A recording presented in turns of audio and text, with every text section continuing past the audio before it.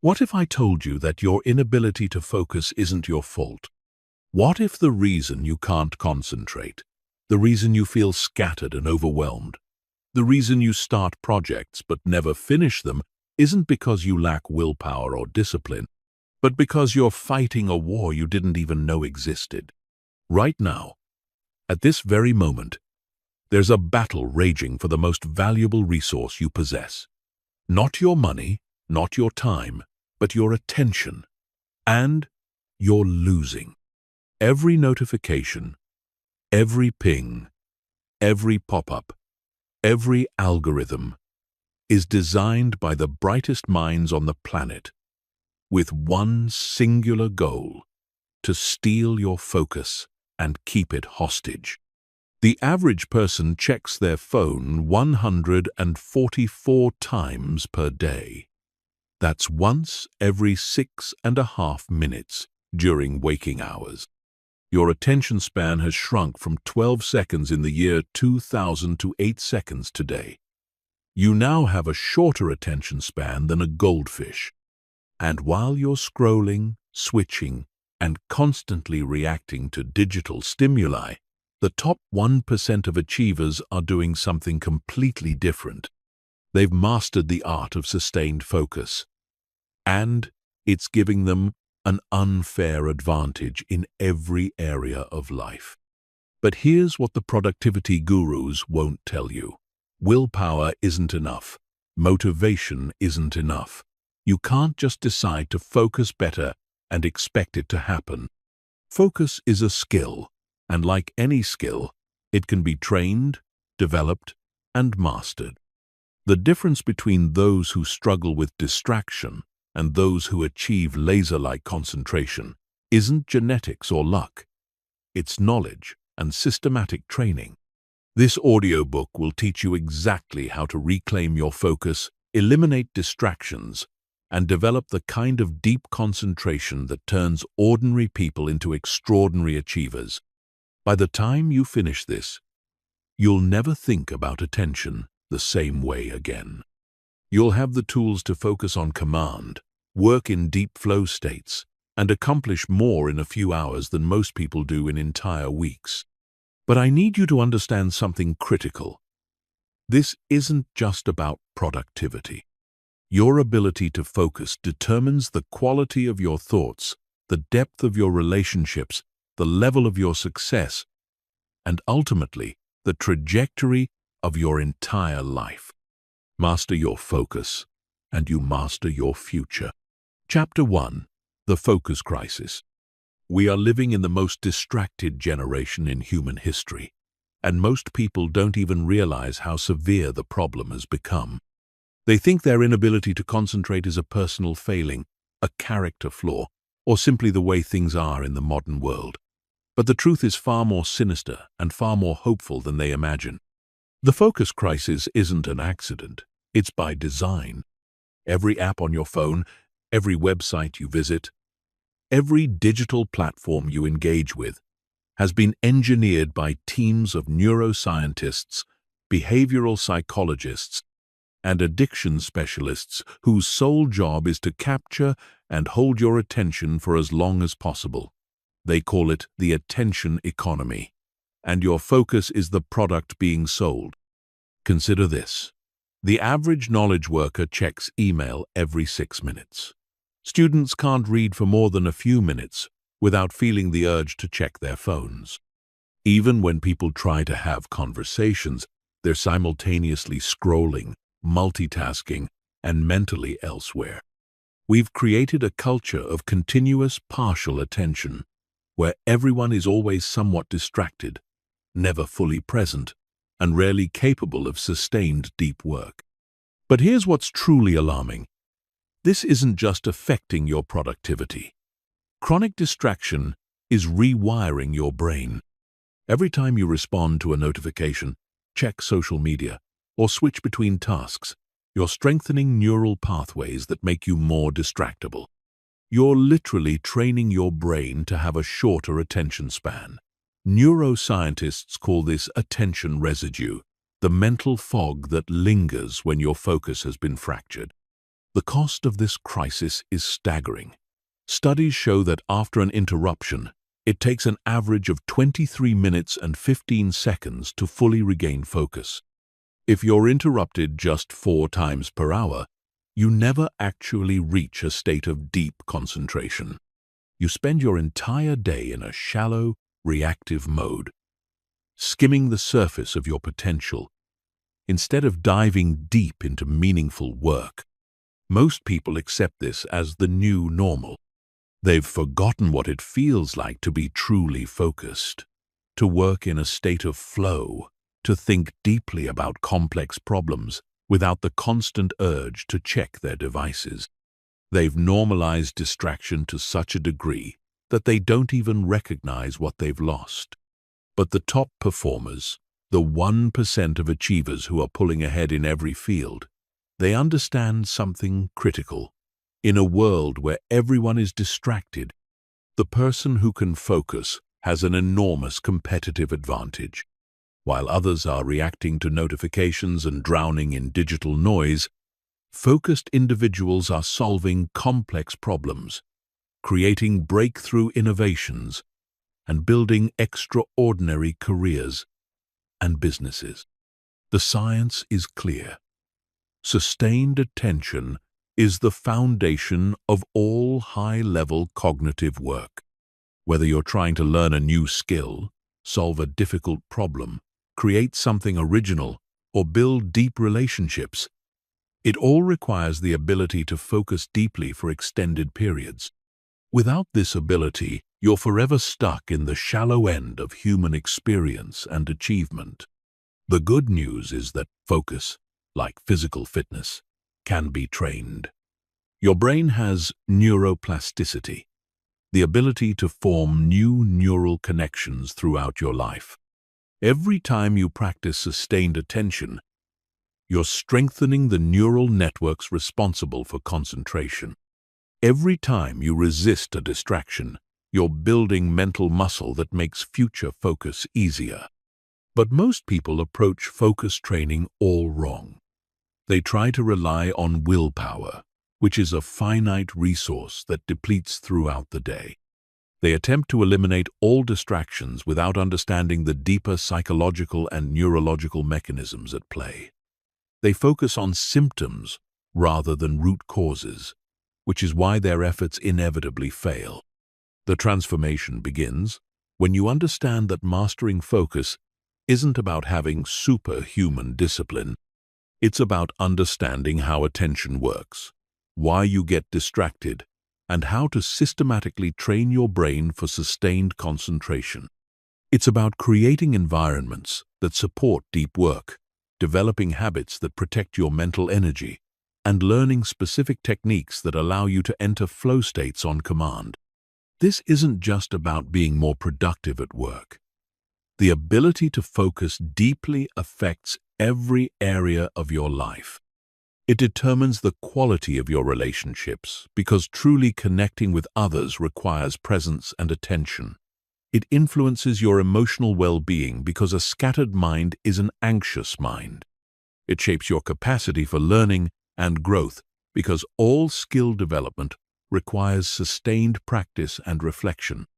When you master focus, you don't just get more done. You experience life more fully. You think more clearly. You solve problems more effectively. You create more meaningful work. You build stronger relationships. You develop skills faster. You achieve goals that once seemed impossible. You become the person you've always known you could be, but couldn't access because your attention was constantly fragmented. The journey to focus mastery begins with a simple recognition. Your current level of distraction isn't normal, it isn't acceptable, and it isn't permanent. You have the power to reclaim your attention, retrain your brain, and develop the kind of laser-like concentration that separates high achievers from everyone else. But it requires commitment, strategy, and the right knowledge. Chapter 2. The Neuroscience of Attention. Your brain wasn't designed for the modern world.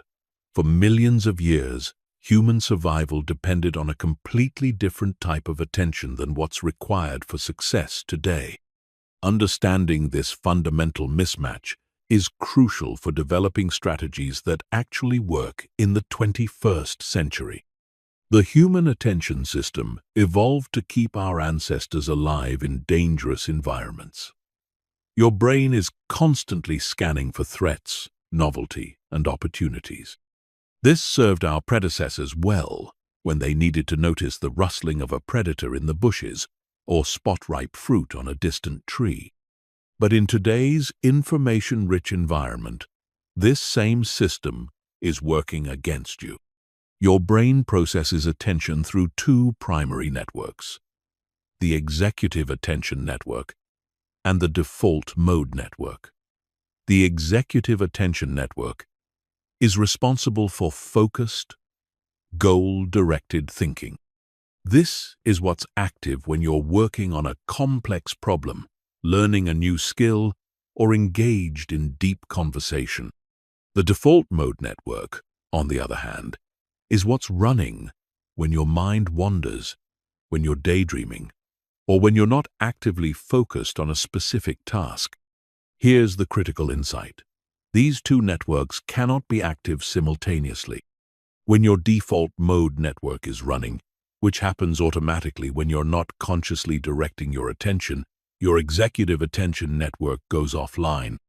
This is why mind-wandering and high-level cognitive performance are mutually exclusive. You cannot think deeply while your mind is wandering, and you cannot access your full intellectual potential without sustained activation of your executive attention network. Modern neuroscience has revealed that the brain regions responsible for attention are remarkably plastic. The anterior cingulate cortex, which plays a crucial role in attention control, can be strengthened through specific training. The prefrontal cortex, your brain's CEO, becomes more efficient at directing attention when challenged with focused practice. Even the insula, which helps you maintain awareness of your internal state, develops greater capacity when you regularly practice sustained attention. But here's where it gets fascinating. Your brain doesn't just adapt to how you use your attention, it adapts to the speed and intensity of stimulation you regularly expose it to. If you constantly consume rapid-fire digital content, switch between tasks frequently, and respond immediately to every notification, your brain optimizes for rapid task switching and immediate gratification. The neural pathways for sustained attention literally weaken from disuse. This is why people who spend hours on social media find it increasingly difficult to read books, why constant multitaskers struggle with deep work, and why heavy technology users report feeling restless and anxious when forced to focus on single tasks for extended periods. They've inadvertently trained their brains for distraction. The dopamine system plays a crucial role in this process. Dopamine isn't just the pleasure chemical, it's the seeking chemical. It drives you to pursue potential rewards, and it's released not when you get what you want, but in anticipation of getting it. Social media platforms, video games, and other digital distractions hijack this system by providing variable reward schedules, the most addictive type of reinforcement known to psychology. Every notification, every like, every new piece of content provides a small hit of dopamine that makes you crave more stimulation. Over time, this constant stream of micro-rewards makes normal, sustained activities feel boring and unrewarding. Your brain becomes addicted to stimulation and resistant to the kind of patient, sustained effort required for deep work and meaningful achievement. But the plasticity that allows your brain to adapt to distraction also allows it to readapt to focus. When you consistently practice sustained attention, several remarkable changes occur. The prefrontal cortex becomes more efficient at filtering out irrelevant information. The anterior cingulate cortex develops greater capacity for maintaining attention on chosen targets. The default mode network becomes less active during focused work, reducing mind wandering and internal distraction. Perhaps most importantly, the brain's reward systems begin to recalibrate.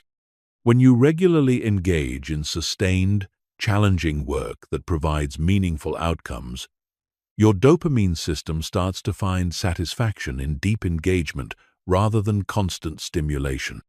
The restless craving for novelty diminishes, and you develop the ability to find flow and satisfaction in sustained effort. This neuroplasticity-based transformation doesn't happen overnight, but it happens faster than most people realize. Studies show that focused attention training can produce measurable changes in brain structure and function in as little as 8 weeks. People who practice meditation, which is essentially attention training, show increased gray matter density in areas associated with learning, memory, and emotional regulation within 2 months of beginning practice. The key insight is that attention is not a fixed trait. It's a skill that can be developed through understanding and practice. Your current level of distractibility is not a permanent characteristic of your personality. It's the result of how you've trained your brain through your daily habits and choices. And just as you've unintentionally trained your brain for distraction, you can intentionally train it for sustained focus. Understanding the neuroscience of attention also reveals why conventional productivity advice often fails. Telling someone to just focus better is like telling someone to just be stronger without providing a workout routine. Focus is a muscle that must be trained systematically and progressively. It requires understanding the specific neural mechanisms involved and designing practices that effectively challenge and develop those systems. The most effective focus training targets multiple aspects of the attention system simultaneously. It strengthens your ability to direct attention where you choose, maintains that attention despite distractions, notices when attention has wandered, and returns focus to your chosen target. It builds tolerance for sustained effort, increases your capacity for deep engagement, and develops metacognitive awareness of your own attention states. This scientific understanding provides the foundation for everything else you'll learn in this audiobook. Every technique, every strategy, and every practice is based on how your brain actually works, not on wishful thinking or motivational platitudes. When you align your focus training with the realities of neuroscience, you get results that seem almost magical, but are actually just the natural consequence of working with your brain instead of against it. Chapter 3. Digital Warfare. You are under attack. Every moment you spend online, you're engaged in psychological warfare with some of the most sophisticated persuasion machines ever created. The apps on your phone, the websites you visit, and the platforms you engage with are not neutral tools.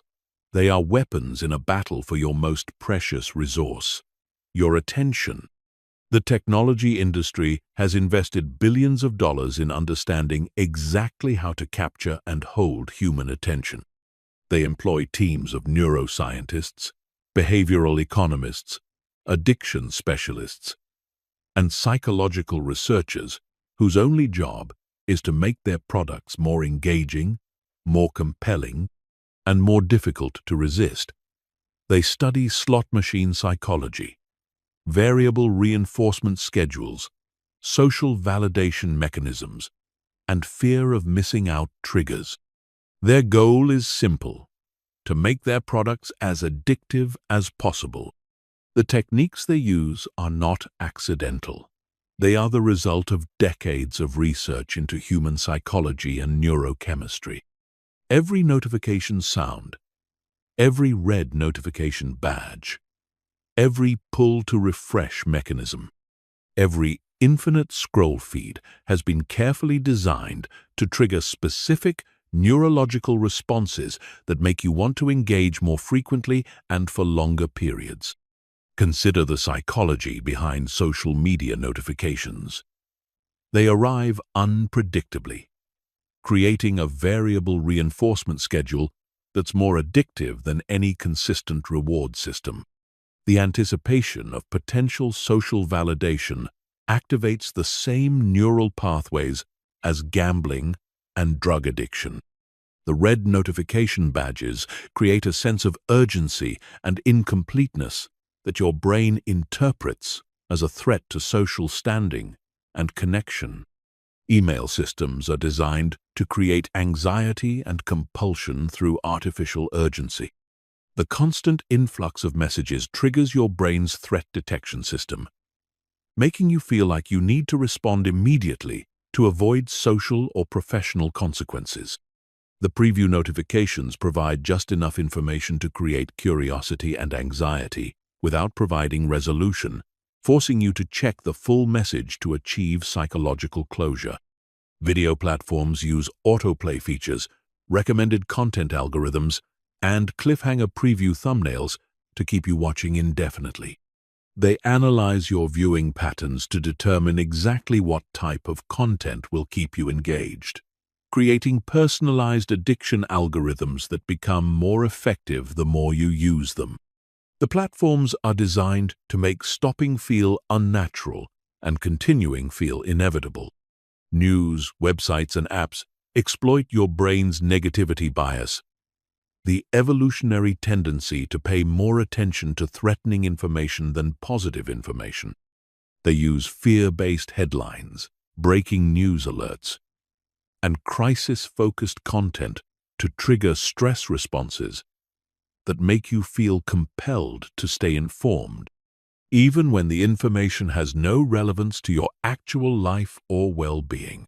Shopping platforms use scarcity psychology, social proof mechanisms, and impulse-triggering design to encourage immediate purchases. Limited-time offers create artificial urgency. Customer reviews and social proof features trigger herd mentality responses. One-click purchasing removes friction that might allow rational consideration. Recommendation algorithms create the illusion of personalized curation while actually driving you toward higher-value purchases. Gaming applications employ the most sophisticated addiction psychology of all digital platforms. They use achievement systems, social comparison features, time-limited events, and progressive reward schedules to create powerful compulsion loops.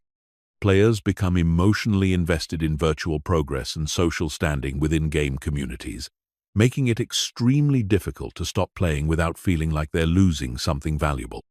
The cumulative effect of these persuasion techniques is a state of continuous partial attention that makes sustained focus nearly impossible. Your brain becomes addicted to stimulation and resistant to the patient, sustained effort required for deep work. You develop a tolerance to normal levels of engagement, requiring increasingly intense stimulation to feel satisfied or entertained. But perhaps the most insidious aspect of digital attention warfare is that it's largely invisible. Most people don't realize they're being manipulated. They assume their constant urges to check devices, scroll through feeds, and respond to notifications are natural behaviors rather than conditioned responses to sophisticated psychological manipulation. The first step in fighting back is recognition. You must understand that your impulses to engage with digital distractions are not organic desires. They are manufactured cravings created by technologies specifically designed to override your rational decision-making and create compulsive behaviors. Your phone isn't just a communication device. It's a sophisticated addiction machine that's been optimized to interrupt your thoughts and hijack your attention as frequently as possible. Once you recognize the nature of the battle, you can begin to develop countermeasures. The most effective strategies work at multiple levels. Environmental design that removes temptation, behavioral interventions that break conditioned responses, and cognitive techniques that help you maintain awareness of manipulation attempts. Environmental design means taking active control of your digital environment rather than accepting the default settings chosen by companies that profit from your distraction. Turn off all non-essential notifications. Remove social media apps from your phone. Use website blockers during focused work sessions. Create physical barriers between yourself and distracting technologies. Behavioral interventions involve replacing automatic digital habits with conscious choices.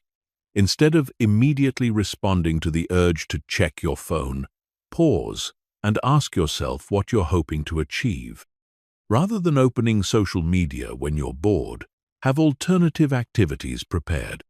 When you feel the compulsion to consume digital content, recognize it as a conditioned response and choose a different behavior. Cognitive techniques help you maintain awareness of when you're being manipulated and why certain digital experiences feel so compelling. Understanding the psychology behind persuasive design makes you less susceptible to its effects. Recognizing when your emotions are being triggered by artificial stimuli helps you make more rational choices about how to spend your attention. The goal isn't to eliminate all technology from your life. Technology can be an incredible tool for learning, communication, and creativity when used intentionally. The goal is to transform your relationship with technology from reactive consumption to intentional use. Instead of letting algorithms and notifications dictate how you spend your attention, you choose when, how, and why you engage with digital tools. This transformation requires recognizing that the attention economy is designed to extract value from your focus rather than provide value to your life. Every moment you spend mindlessly scrolling, responding to non-urgent notifications, or consuming digital content that doesn't align with your goals is a moment stolen from activities that could actually improve your life, advance your goals, and develop your potential. The companies profiting from your attention want you to believe that resistance is futile, that digital distraction is simply the price of living in the modern world. But this is propaganda designed to maintain their access to your attention. The truth is that with the right knowledge, strategies, and commitment, you can reclaim control of your focus and use technology as a tool rather than becoming a tool of technology. Chapter 4. The Deep Work Revolution. In a world where shallow work is becoming the norm, the ability to do deep work is becoming a superpower.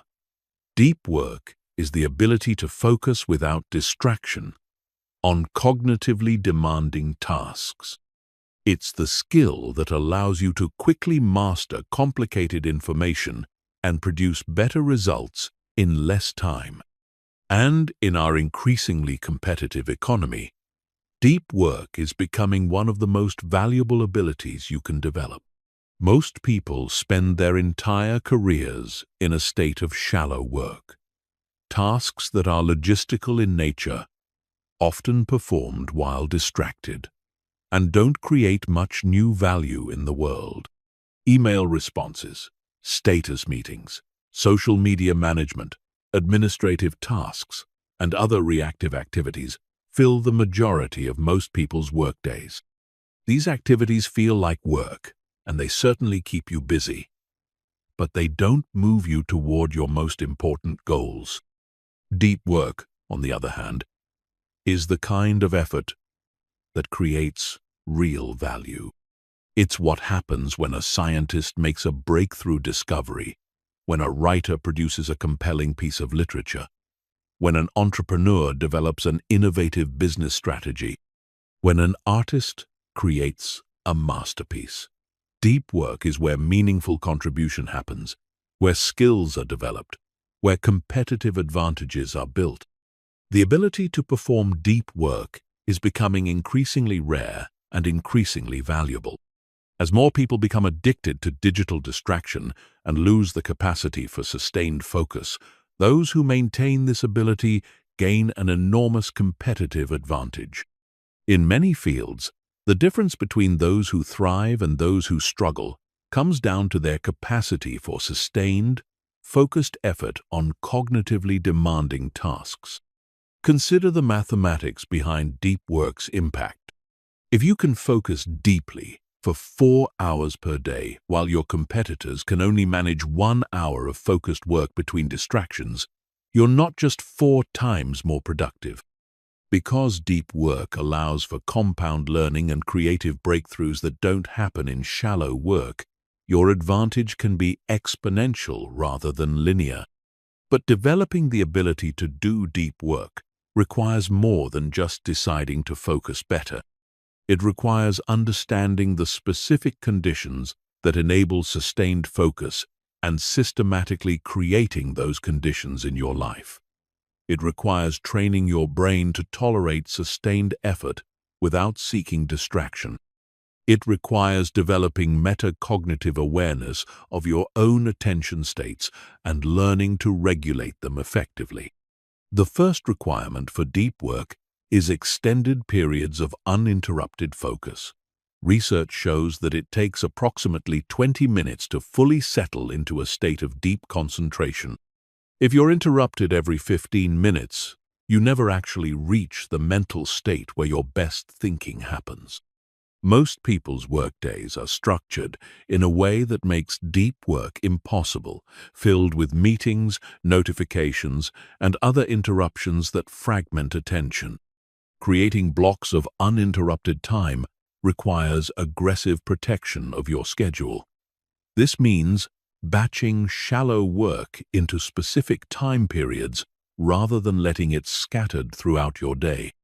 It means turning off notifications, closing email, and creating physical and digital barriers to interruption. It means saying no to requests that don't align with your most important work, and designing your environment to support sustained focus rather than reactive responsiveness. The second requirement is clear intention about what you're trying to accomplish during deep work sessions. Vague goals like work on the project or make progress aren't sufficient to maintain focus when your brain starts seeking distraction. Deep work requires specific objectives that provide clear direction for your mental energy and concrete measures of progress that maintain motivation during challenging periods. Effective deep work sessions begin with clarifying exactly what you're trying to accomplish, why it matters, and how you'll know when you've succeeded. This mental preparation primes your brain for sustained effort and provides the psychological framework necessary to maintain focus when the work becomes difficult or when distractions beckon. The third requirement is tolerance for mental discomfort. Deep work often involves grappling with complex problems that don't have obvious solutions, learning difficult concepts that stretch your intellectual capacity, and persisting through periods where progress feels slow or non-existent. Your brain will naturally seek easier, more immediately rewarding activities when faced with this kind of sustained challenge. Building tolerance for mental discomfort is like building physical fitness. It requires gradually increasing the duration and intensity of your focused work sessions. Start with shorter periods that feel manageable and progressively extend them as your attention span develops. Each time you resist the urge to seek distraction and maintain focus on difficult work, you're strengthening the neural pathways that make future deep work easier. The fourth requirement is ritual and routine that signal to your brain that it's time for deep work. Elite performers in every field use specific routines to trigger focused mental states. Athletes have pre-game rituals Musicians have practice routines, and writers have writing rituals. These routines aren't superstition. They're psychological preparation that primes the brain for optimal performance. Your deep work ritual might include specific locations where you do focused work, particular times of day when you schedule demanding tasks, consistent preparation routines that help you settle into focus, or environmental cues that signal the beginning of deep work sessions. The key is consistency. Using the same cues repeatedly trains your brain to enter focused states more quickly and reliably. The fifth requirement is regular recovery that prevents mental fatigue and maintains peak cognitive performance. Deep work is mentally exhausting in the same way that intense physical exercise is physically exhausting. Attempting to sustain maximum focus for extended periods without adequate recovery leads to diminished performance and increased susceptibility to distraction. Effective recovery isn't passive rest or entertainment consumption. It's activities that restore mental energy while providing psychological detachment from work-related thoughts. Time in nature, physical exercise, meditation, engaging conversations with friends and family, and creative hobbies that don't involve screens can all serve as effective recovery activities. The transformation that occurs when you develop deep work capacity extends far beyond productivity improvements. Deep work changes how you think, how you learn, and how you approach challenges. It develops mental resilience, creative problem-solving abilities, and the confidence that comes from knowing you can tackle difficult problems through sustained effort. People who master deep work often report that it fundamentally changes their relationship with their own potential. They discover capabilities they didn't know they possessed and achieve goals they previously thought were beyond their reach. They develop the kind of expertise that makes them valuable in any economy and the creative capacity that allows them to contribute something meaningful to the world. Chapter 5. Environmental Design. Your environment is not neutral. Every aspect of your physical and digital surroundings is either supporting your ability to focus or undermining it. Most people dramatically underestimate how much their environment affects their cognitive performance, assuming that willpower and motivation should be sufficient to maintain focus regardless of circumstances. But this assumption ignores decades of research showing that environmental factors have enormous influence on attention, decision-making, and mental performance. The most successful people don't rely on willpower to maintain focus. They design their environments to make focused work the natural, easy choice and distracted behavior difficult or impossible. They understand that the structure of your surroundings shapes the structure of your thoughts, and they use this knowledge to create conditions that automatically support their goals. Environmental design for focus operates on multiple levels: physical space, digital environment, social context, and temporal structure. Each of these elements can either enhance or impair your ability to sustain attention, and optimizing all of them creates compound effects that make deep work feel effortless rather than exhausting. Physical space has profound effects on cognitive performance that most people never consider.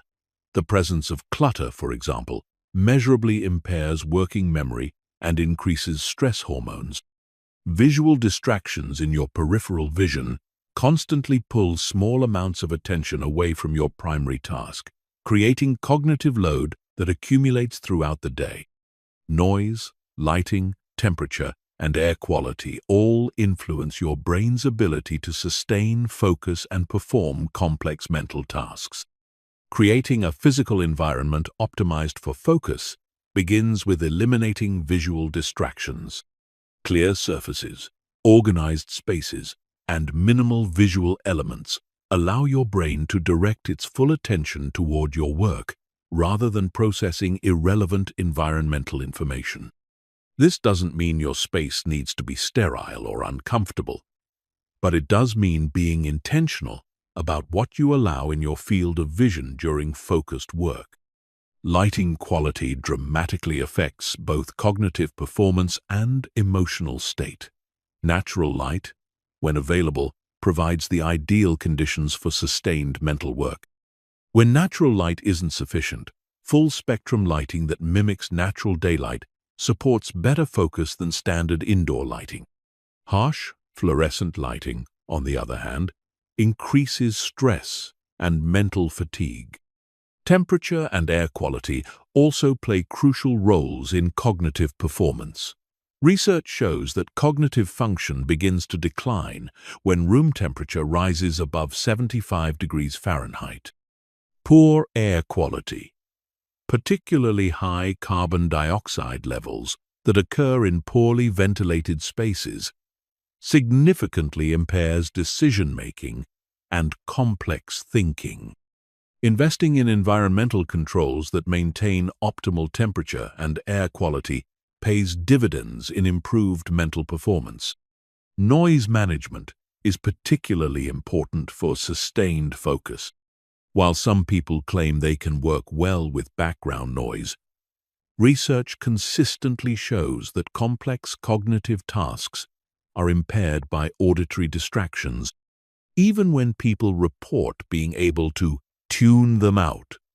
The brain is constantly processing auditory information, and this processing uses mental resources that could otherwise be directed toward your primary task. The ideal auditory environment for deep work is complete silence. When silence isn't possible, consistent, non-linguistic background noise like white noise or nature sounds can mask more distracting audio. Music with lyrics should generally be avoided during cognitively demanding work, as language processing interferes with tasks that involve language or complex thinking. Digital environment design is equally important and often more challenging because of the intentionally addictive nature of digital tools. The default settings on most devices and applications are optimized to capture and fragment your attention rather than support sustained focus. Taking control of your digital environment requires actively overriding these defaults and creating systems that serve your goals rather than the goals of technology companies. Notification management is the first and most important step in digital environment design. Every notification is an interruption that breaks your focus and requires mental energy to process and dismiss. The cumulative effect of multiple notifications throughout the day is a state of constant partial attention that makes deep work impossible. The solution is radical. Turn off all notifications, except those that represent genuine emergencies requiring immediate response. This includes email notifications, social media alerts, news updates, shopping confirmations, and app notifications of all kinds. Most people resist this because they worry about missing something important. But the reality is that very few things in modern life actually require immediate attention. Creating separate digital environments for focused work and communication can further enhance your ability to concentrate. This might mean using different devices for different purposes, having separate user accounts with different applications and settings, or using website blockers and app restrictors during focused work sessions. Social environment has enormous influence on your ability to maintain focus and work deeply.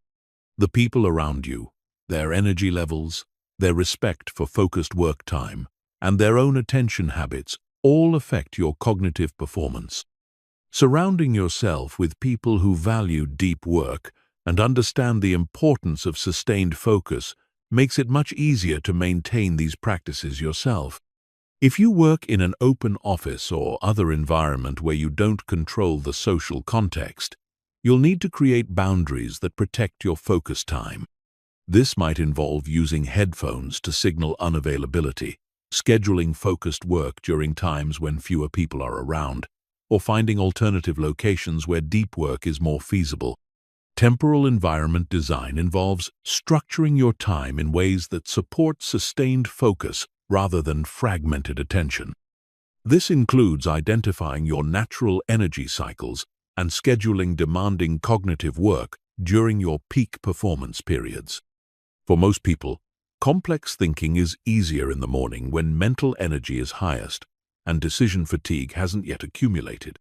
Creating consistent routines for beginning and ending focused work sessions helps train your brain to enter and exit deep work states more efficiently. These routines act as psychological switches that signal to your nervous system that it's time to shift into or out of focused mode. Protecting your temporal environment also means being selective about meetings, appointments, and other commitments that fragment your schedule. A calendar filled with meetings and interruptions makes deep work impossible, regardless of how motivated you feel or how optimized your physical environment might be. The compound effect of optimizing all these environmental factors is that focused work begins to feel natural and effortless rather than forced and exhausting. When your environment is properly designed, your brain doesn't have to fight against distraction and temptation. Instead, the structure of your surroundings naturally guides your attention toward your most important work. This environmental approach to focus is particularly powerful because it doesn't require constant willpower or motivation. Once your environment is properly designed, it continues to support your focus automatically, even on days when you feel tired, stressed, or unmotivated. The environment becomes a system that maintains your focus for you, rather than depending on your mental energy to resist distraction. Chapter 6. The Discipline Matrix. Discipline isn't what you think it is. Most people believe discipline is about forcing yourself to do things you don't want to do through sheer willpower. But this understanding is not only wrong, it's counterproductive. True discipline is about creating systems that make the right choices automatic and the wrong choices difficult. The highest performers don't have more willpower than you.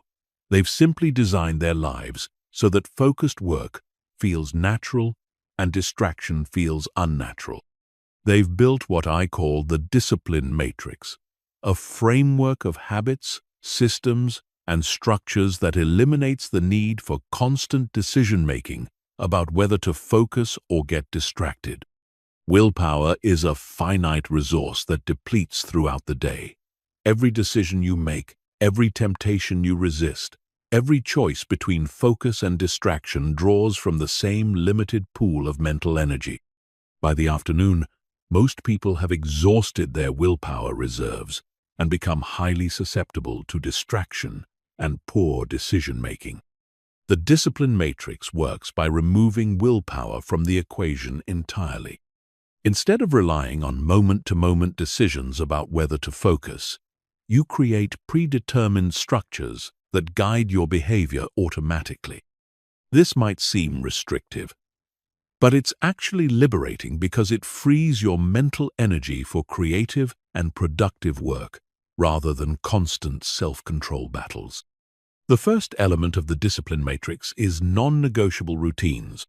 These are specific sequences of actions that you perform consistently, regardless of how you feel, what else is happening, or whether you're motivated. Morning routines, workout schedules, work start rituals, and evening wind-down procedures all serve as automatic triggers that put you into the right mental and physical state for sustained focus. Non-negotiable doesn't mean inflexible. It means that the routine happens every day, even if the specific timing or duration needs to be adjusted based on circumstances. The power comes from consistency, not perfection.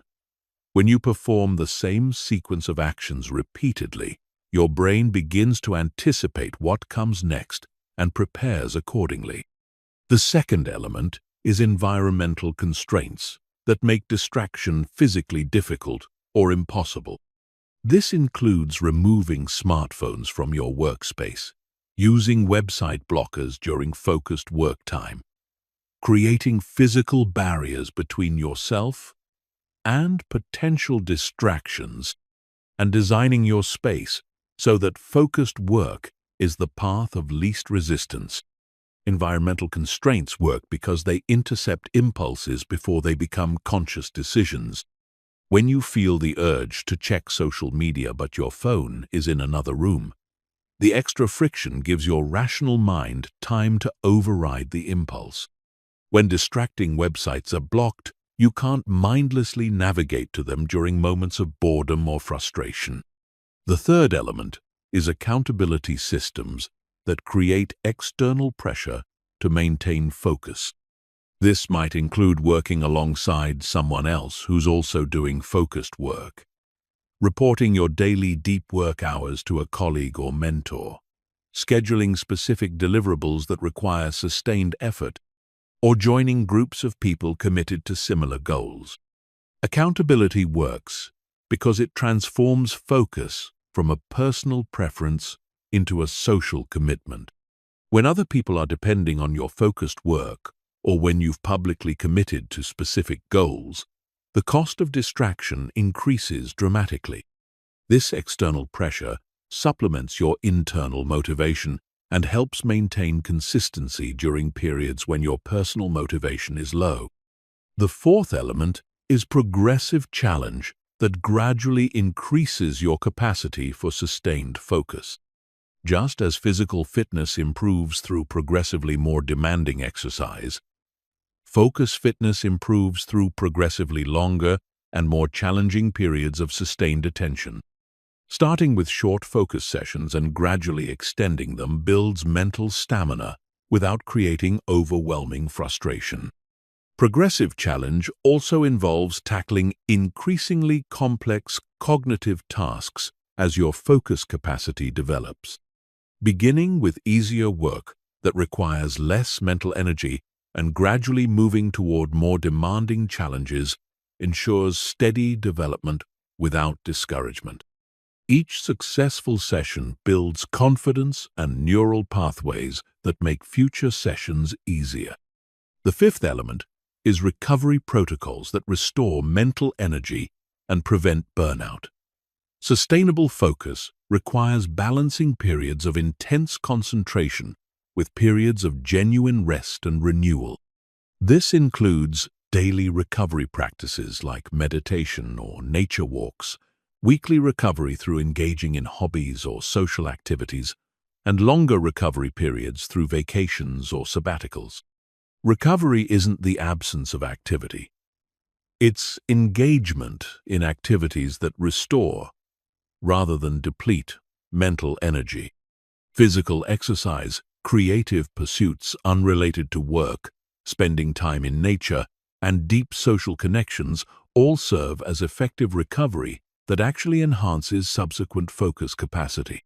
The discipline matrix works because it addresses the psychological and neurological realities of sustained attention rather than relying on motivational myths about willpower and determination. When you build systems that support focus and remove systems that encourage distraction, focused work becomes your default mode rather than something you have to force yourself to do. Chapter 7. Advanced Focus Techniques. Elite performers in every field use specific techniques to achieve levels of focus that seem almost superhuman to outside observers. These aren't mystical practices or genetic advantages. They're trainable skills based on scientific understanding of how attention works and how to optimize cognitive performance. The first advanced technique is attentional cycling, which involves deliberately alternating between different types of focus to maintain peak performance for extended periods. Your brain has multiple attention systems that become fatigued at different rates.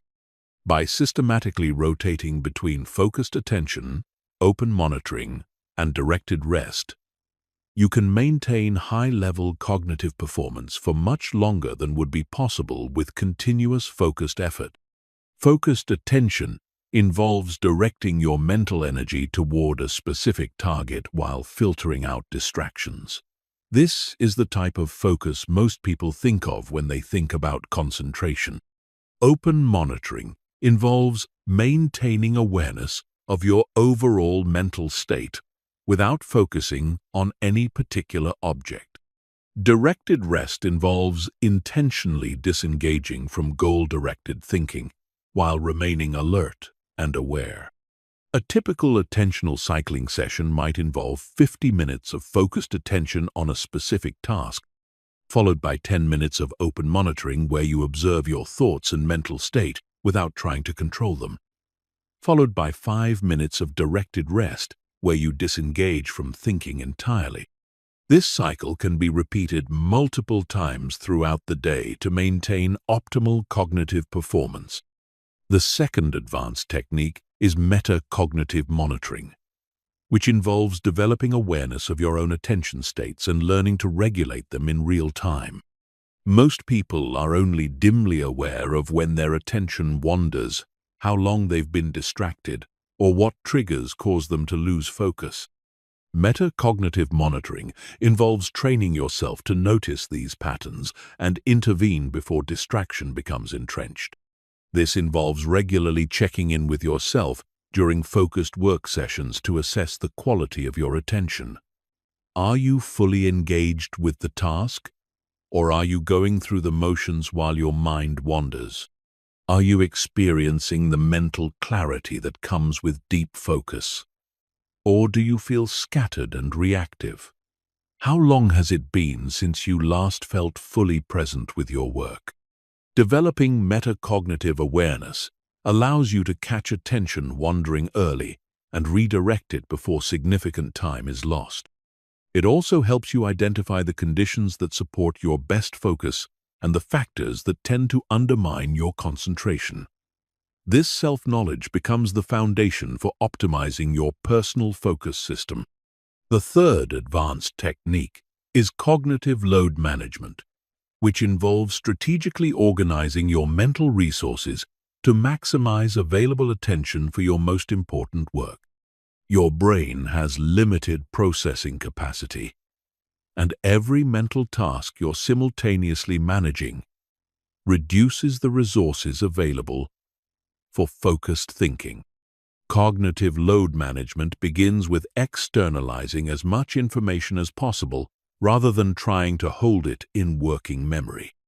This includes writing down tasks, ideas, and reminders instead of trying to remember them, using structured note-taking systems to capture and organize information, and creating external systems for tracking projects, deadlines, and commitments. It also involves batching similar types of work to minimize the mental switching costs associated with changing between different types of tasks, responding to all emails at once rather than throughout the day, scheduling all meetings during specific time blocks rather than scattered throughout the schedule, and grouping creative work separately from administrative tasks, all reduce cognitive load and preserve mental energy for deep work. The fourth advanced technique is flow state cultivation, which involves creating the specific conditions that trigger the optimal experience of effortless concentration. Flow states occur when the challenge level of a task perfectly matches your skill level, when you have clear goals and immediate feedback, and when you're able to maintain complete absorption in the activity. Cultivating flow requires carefully calibrating the difficulty of your work to match your current capabilities. Tasks that are too easy become boring and fail to maintain attention. Tasks that are too difficult become overwhelming and create anxiety that interferes with focus. The optimal zone is just beyond your current comfort level, but not so far that success feels impossible. Flow cultivation also requires eliminating self-consciousness and internal distractions that interfere with complete absorption. This means creating conditions where you feel safe to make mistakes, where you're not worried about how others perceive your work, and where you can become completely absorbed in the process rather than focused on outcomes.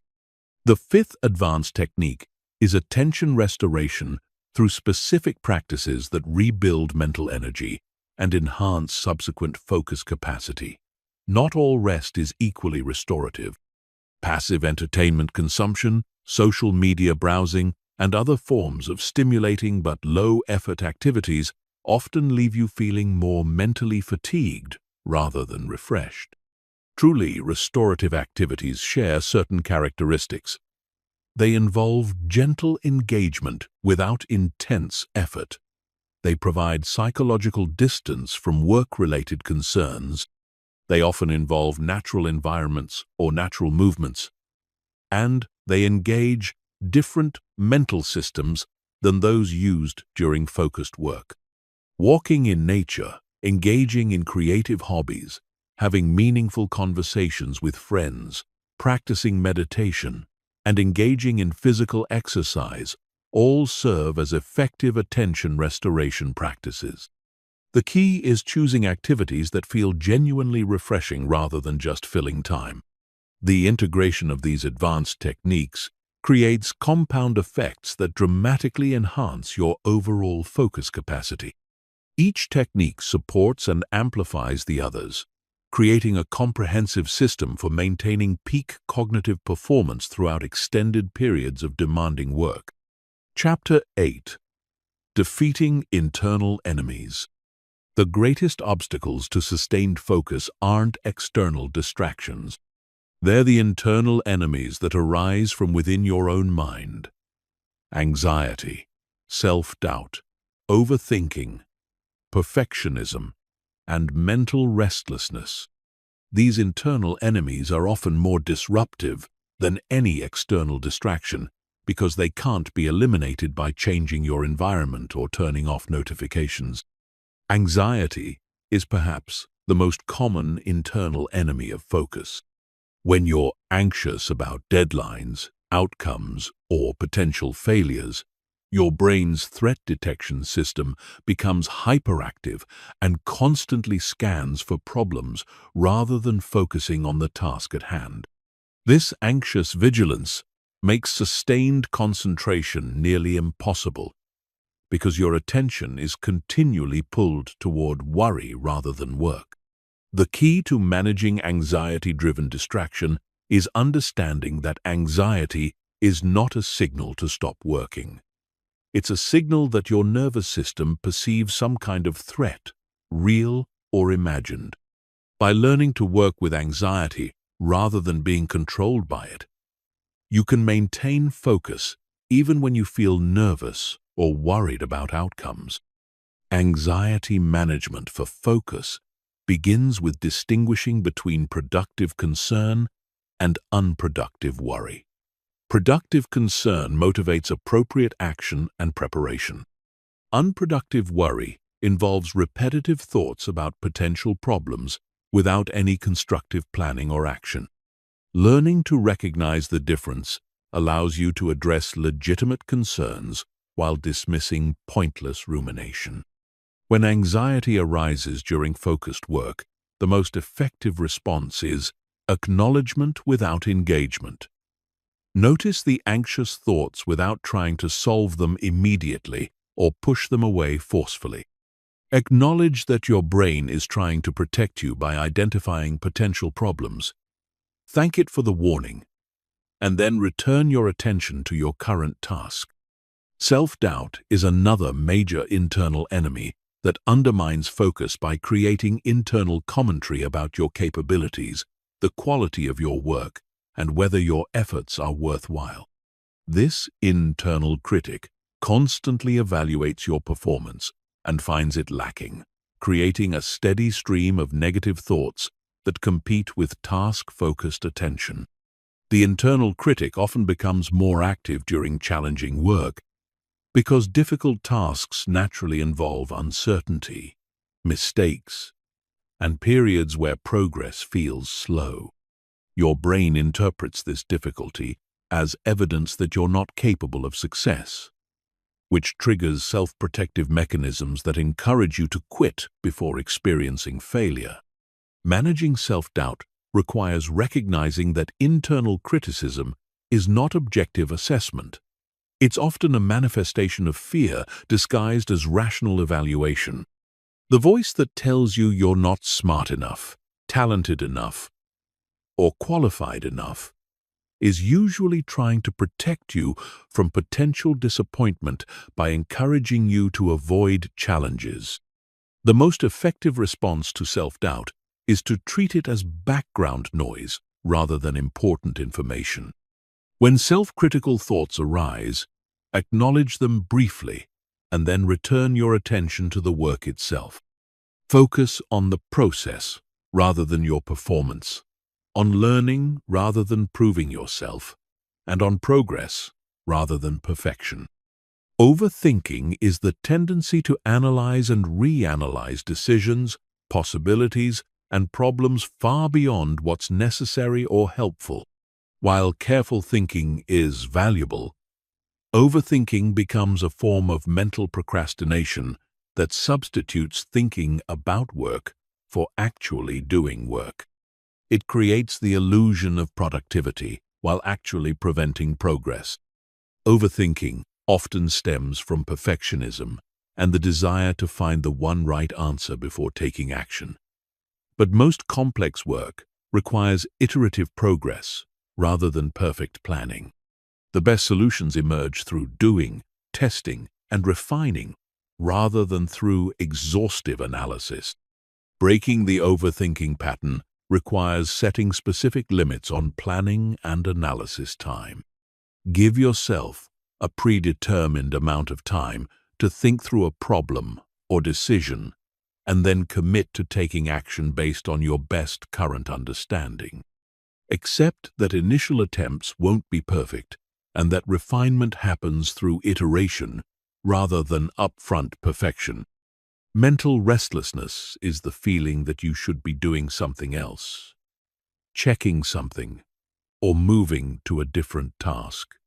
This restlessness often arises when work becomes challenging or when progress feels slow. Your brain seeks easier, more immediately rewarding activities to avoid the discomfort of sustained effort on difficult tasks. Restlessness is often a sign that you're approaching the edge of your comfort zone, which is exactly where growth and breakthrough happen. Learning to tolerate and work through restlessness rather than immediately seeking relief through distraction is crucial for developing the capacity for sustained focus. When restlessness arises, the most effective response is to pause and recommit to your current task, rather than immediately seeking stimulation or switching activities. Take a few deep breaths. Remind yourself why the current work is important, and then return your attention to the task with renewed intention. The final internal enemy is the narrative voice that constantly comments on your experience, evaluates your performance, and creates stories about what everything means. This internal narrator can become so active that you spend more time thinking about your work than actually doing it. The narrative voice often becomes particularly active during challenging work because uncertainty and difficulty trigger your brain's meaning-making systems. When you don't immediately understand something or when progress feels slow, your mind creates stories to explain what's happening, and these stories often interfere with direct engagement with the task. Managing the internal narrator requires developing the ability to observe your thoughts without being controlled by them. When you notice your mind creating stories about your work, your capabilities, or what outcomes mean, acknowledge the storytelling activity, and then return your attention to direct experience of the task itself. The common thread in managing all internal enemies is developing a different relationship with your thoughts and emotions rather than trying to eliminate them entirely. You can't prevent anxiety, self-doubt, overthinking, restlessness, or internal commentary from arising, but you can learn to work effectively despite their presence. Chapter 9. The Focus Lifestyle. Developing exceptional focus isn't just about what you do during work sessions. It's about designing your entire lifestyle to support sustained attention and cognitive performance. The choices you make about sleep, nutrition, exercise, relationships, and leisure activities all significantly impact your ability to concentrate and think clearly. Sleep is the foundation of cognitive performance, yet most people dramatically underestimate its importance for focus and attention. Your brain uses sleep to consolidate memories, clear metabolic waste, and restore the neurotransmitter systems that enable sustained concentration. Even modest sleep deprivation significantly impairs attention, working memory, and decision-making capacity. The relationship between sleep and focus is not just about total sleep duration. Sleep quality, timing, and consistency all affect cognitive performance. Irregular sleep schedules disrupt your circadian rhythms and make it much harder to achieve peak mental performance during your intended work hours. Poor sleep quality, even with adequate duration, leaves you feeling mentally foggy and prone to distraction. Optimizing sleep for focus requires treating sleep as seriously as you treat any other aspect of performance enhancement. This means maintaining consistent sleep and wake times, creating environmental conditions that support deep sleep, avoiding stimulants and screens before bedtime, and ensuring adequate sleep duration for your individual needs. Most adults require 7 to 9 hours of sleep per night for optimal cognitive performance, but individual needs vary. The key is to experiment with different sleep durations and pay attention to how different amounts of sleep affect your ability to focus the following day. Quality sleep should leave you feeling alert and mentally clear without requiring caffeine or other stimulants. Nutrition has profound effects on cognitive performance that most people never consider. Your brain consumes approximately 20% of your total energy, and the type of fuel you provide significantly affects its performance. Blood sugar fluctuations, dehydration, and nutrient deficiencies all impair attention and make sustained focus much more difficult. The standard modern diet of processed foods, refined sugars, and irregular meal timing creates blood sugar roller coasters that directly undermine cognitive performance. When blood sugar spikes and crashes throughout the day, your brain experiences corresponding fluctuations in energy availability that make sustained attention nearly impossible. Optimizing nutrition for focus involves eating in ways that maintain stable blood sugar levels throughout the day. This typically means emphasizing whole foods over processed foods, including adequate protein and healthy fats with each meal, avoiding refined sugars and simple carbohydrates that cause blood sugar spikes, and eating at regular intervals to maintain steady energy. Hydration is particularly important for cognitive performance because even mild dehydration significantly impairs attention and working memory. Most people are chronically underhydrated without realizing it, and this chronic dehydration contributes to mental fatigue and difficulty concentrating. Physical exercise is one of the most powerful tools for enhancing cognitive performance. Yet most people think of exercise and mental work as competing priorities rather than complementary activities.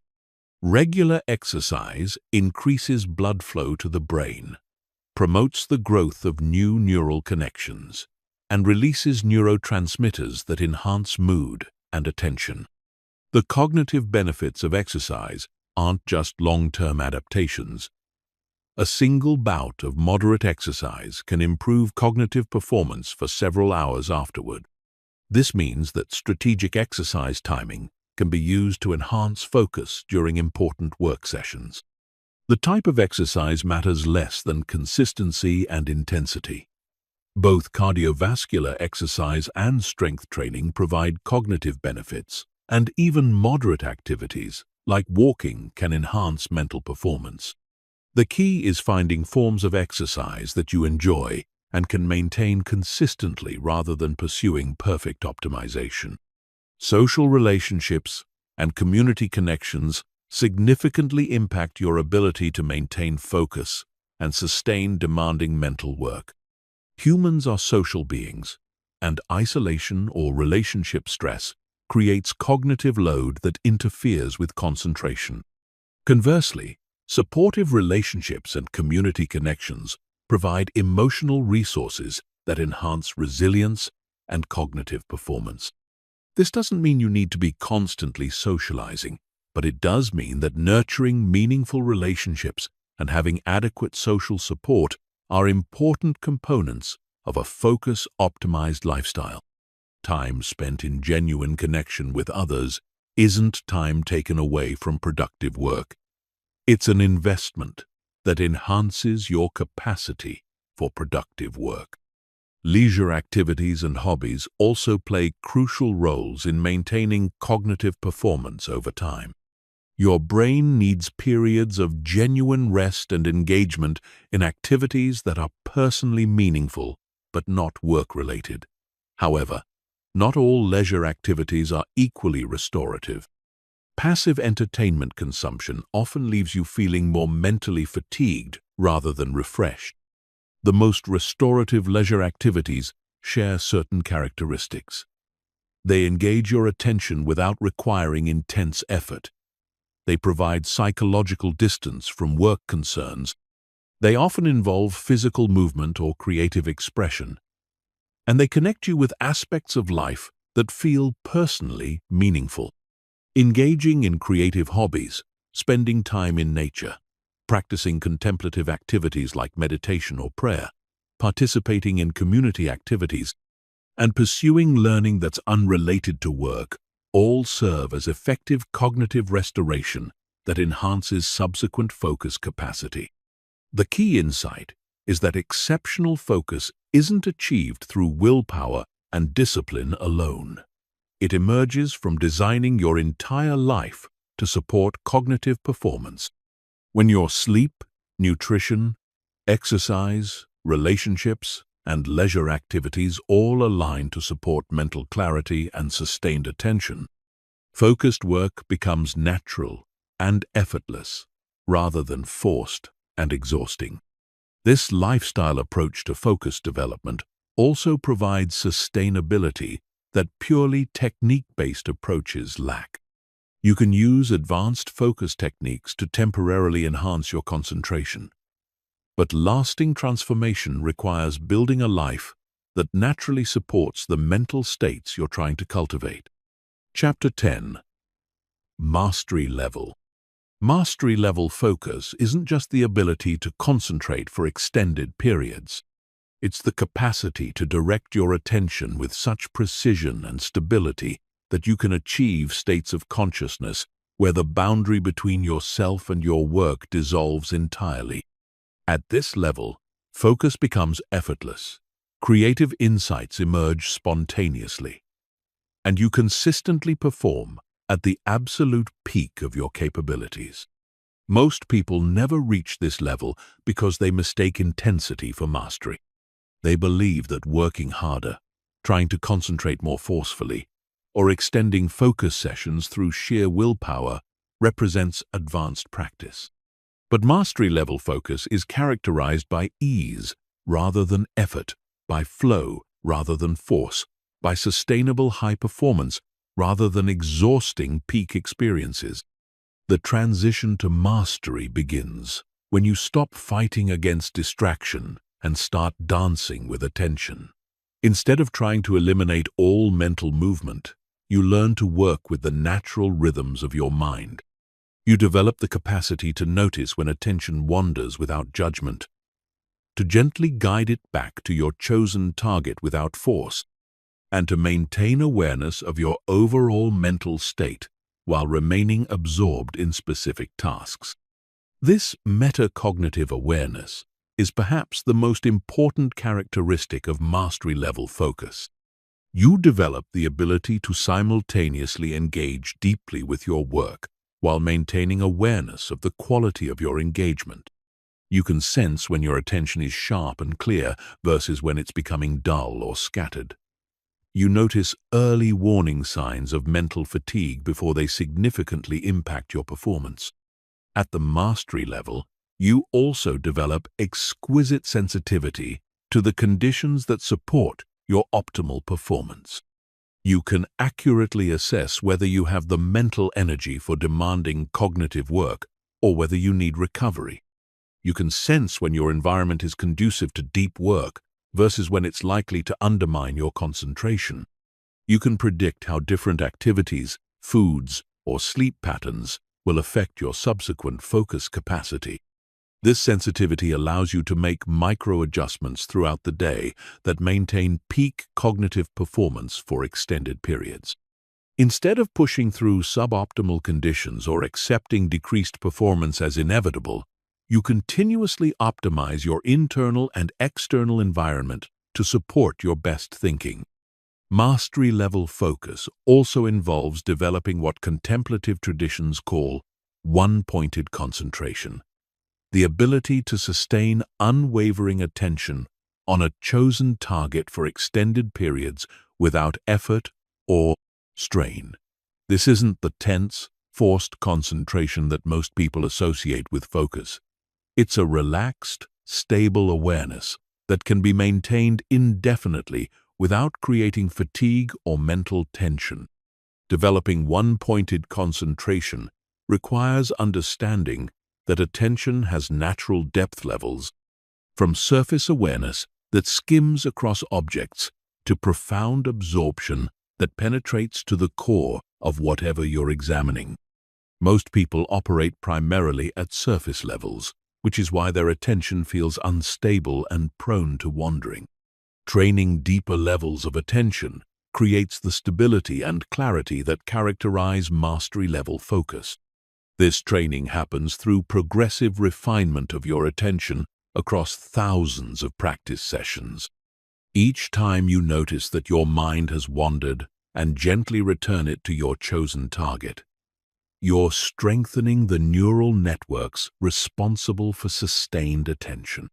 Each time you resist the impulse to seek distraction and maintain engagement with challenging work, you're building the mental fitness that makes future focus easier.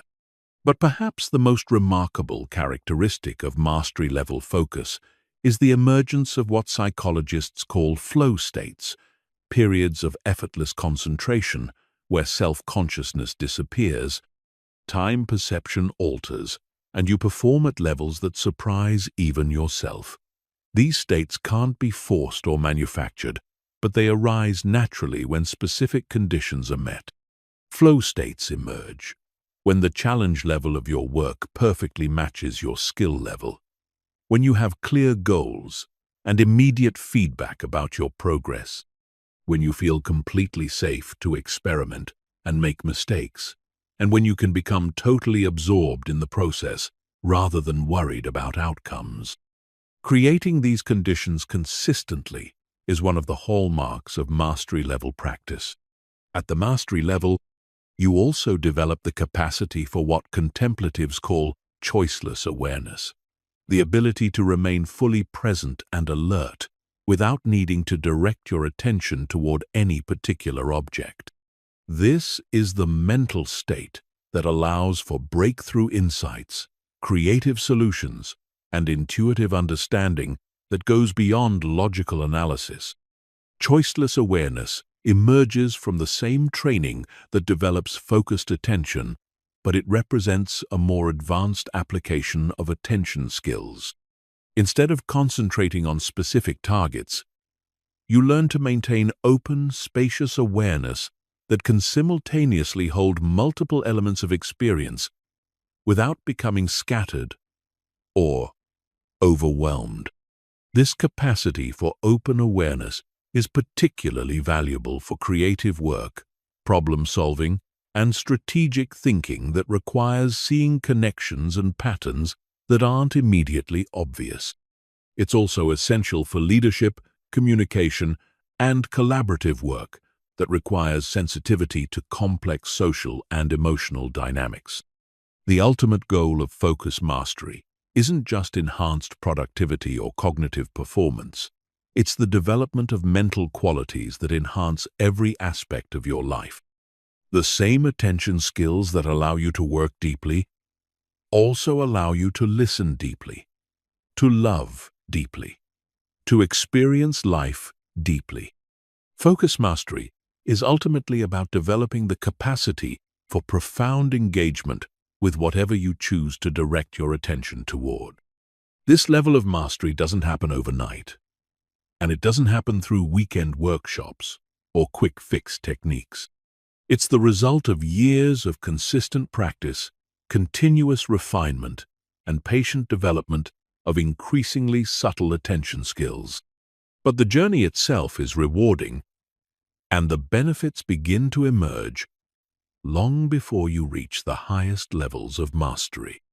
The key insight is that focus mastery is not a destination but a continuous process of deepening your capacity for sustained, skillful attention.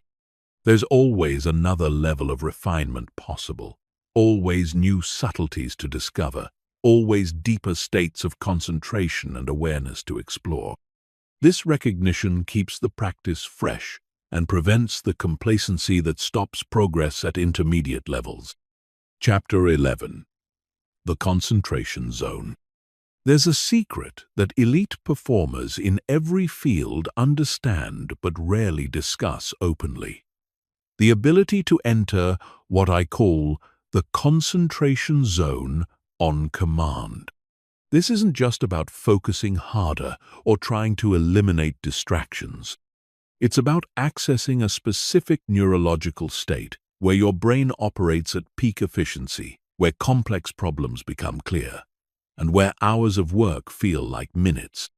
The concentration zone is a measurable brain state, characterized by specific patterns of neural activity. When neuroscientists study the brains of people performing at their absolute best, they consistently find the same signature: high-frequency gamma waves in the prefrontal cortex, synchronized neural oscillations across different brain regions, and decreased activity in the default mode network that's responsible for mind-wandering and self-referential thinking. Most people experience the concentration zone accidentally and sporadically. They'll have occasional periods where everything clicks, where they're completely absorbed in their work, and where they produce their best results with surprising ease. But they can't reliably access this state because they don't understand the specific conditions that trigger it or the techniques that sustain it. The first requirement for entering the concentration zone is optimal arousal. Your nervous system needs to be activated enough to maintain alertness and engagement, but not so activated that you become anxious or scattered. This optimal arousal level varies between individuals and even varies for the same person depending on the time of day, their current stress levels, and the type of work they're attempting. Learning to calibrate your arousal level requires developing sensitivity to your internal state and learning specific techniques for increasing or decreasing activation as needed.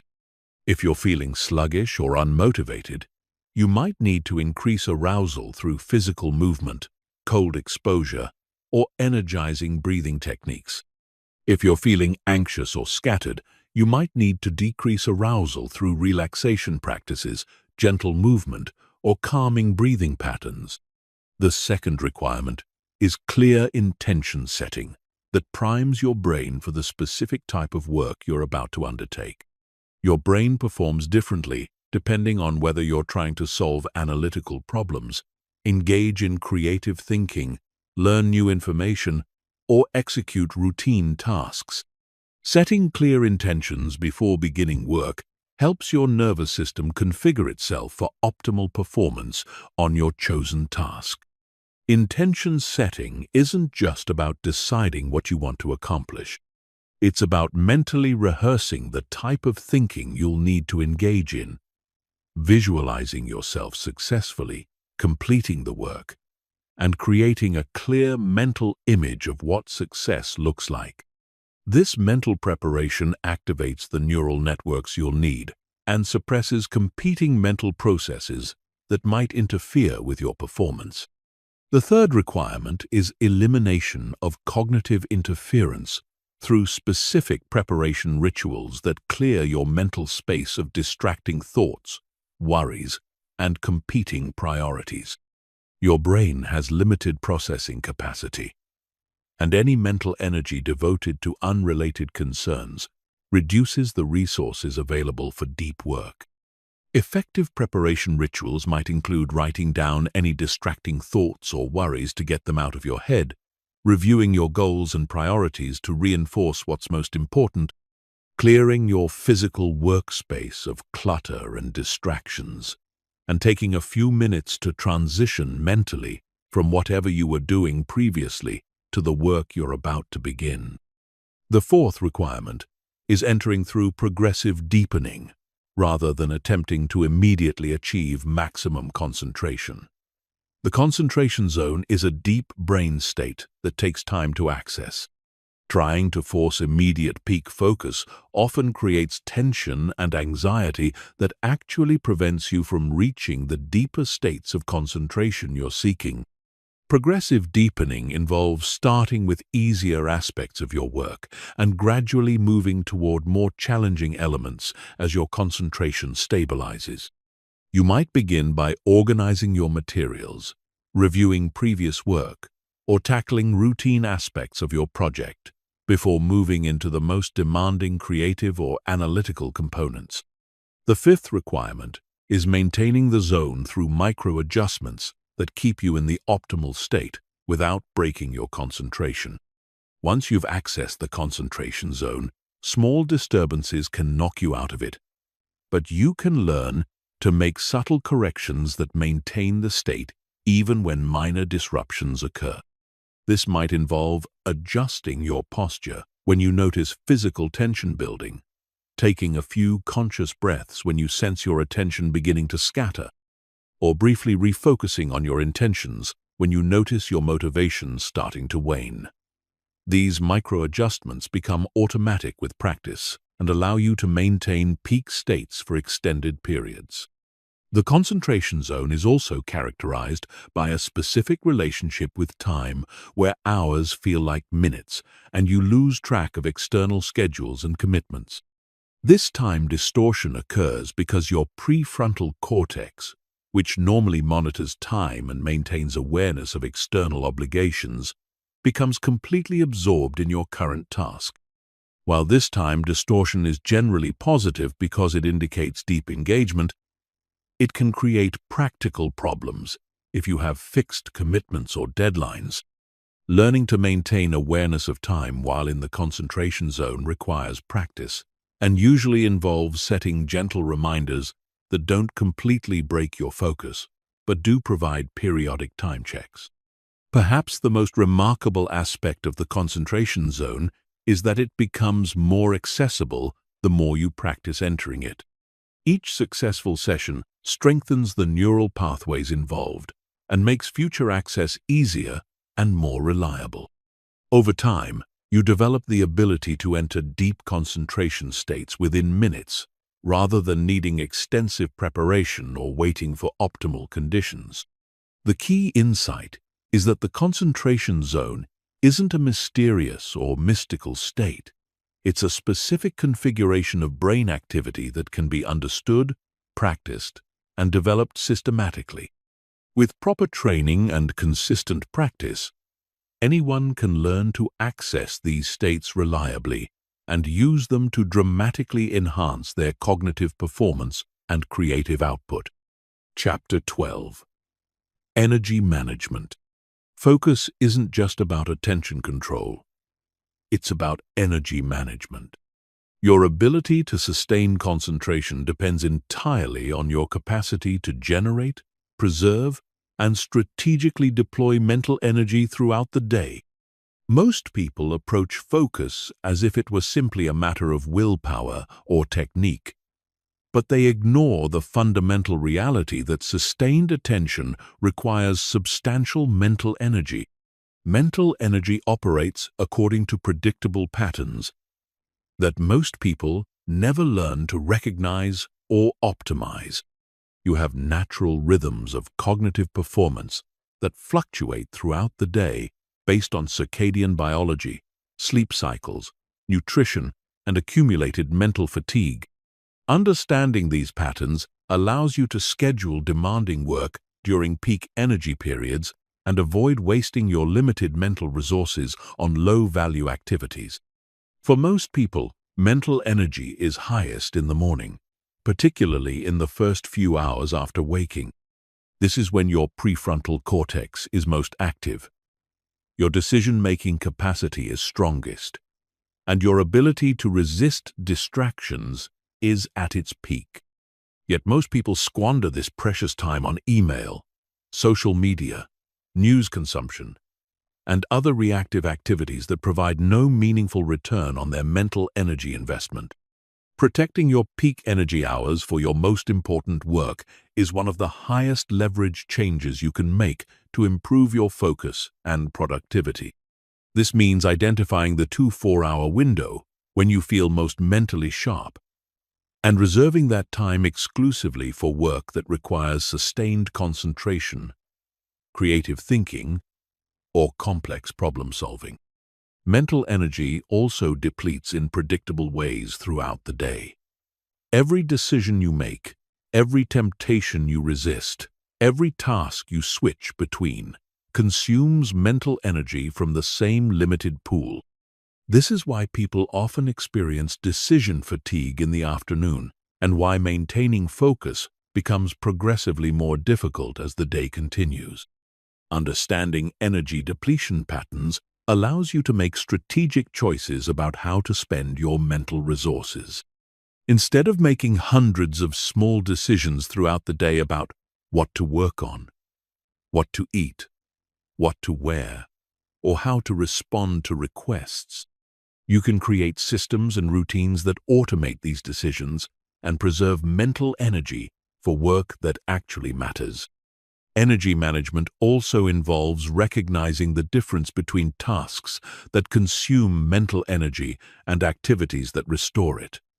Not all work is equally demanding, and not all rest is equally restorative. Some activities leave you feeling energized and mentally clear, while others leave you feeling drained and scattered. Energizing activities typically involve moderate challenge without overwhelming stress. Engagement with meaningful goals, social connection, physical movement, exposure to nature, and periods of quiet reflection.